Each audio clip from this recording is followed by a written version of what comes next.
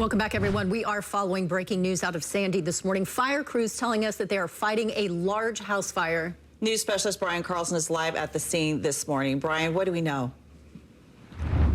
Well, just kind of listening in here on a conversation right now with the firefighters here on scene here in Sandy, who just giving us an update on what we know about this fire so far. Let me just kind of get our microphone here so you can listen in here at home. To just this home, so the crews are able to put a stop on the fire before it spread to anything else. Yeah. Anybody who's living in the area, should they be just aware of any traffic delays? Are you guys going to be here for a while? Yes, our investigators will be on scene for quite some time with the fatality in the home. If you need to, we don't really have any blockage in the area, so access should be good. Okay, perfect. Is there anything else about this that you just want to let people know as we're moving forward with this? Just fire safety, have a plan, practice that, and be aware of, fire safety in your home. Yeah, perfect. Well, thank you so much for joining us. I really appreciate it. Thank you. Thank you. So, Deputy Chief, as we're here live here, just give us that same kind of recap of what we know about the fire so far. So crews were called right around 4 o'clock this morning. They got called to a report of a house fire. Neighbors were reporting that this house behind us was on fire. As they arrived, they did have smoke and flames in the home. They were able to make entry inside the home to put a fire attack on.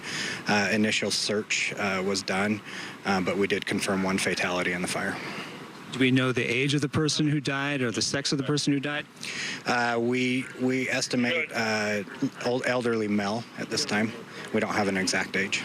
And was he the only person in the home? Yes, only person that was in the home at the time. And do we know what the cause of the fire might be? Our investigators are on scene now, so they're combing through it. They're trying to make a determination, but at this time we don't have a cause.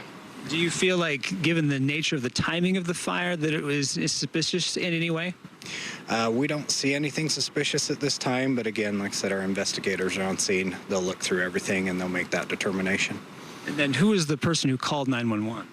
The next door neighbor was the one that initially saw the fire. He reported that he went over to the house to try to see if anyone was inside, and his wife called the fire in.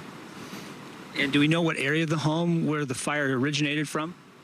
We're still looking at that, but it appears to have originated from a bedroom area in the rear of the home. Bedroom. So is there a possibility it might be electrical in some way? We're not sure on that right yet. We're just, like I said, we're still making that determination. It's a little bit early in the investigation to call that. Now, when we got reports of this, just hearing it over the scanners, the size of the fire was described as very large. What was that like when you arrived?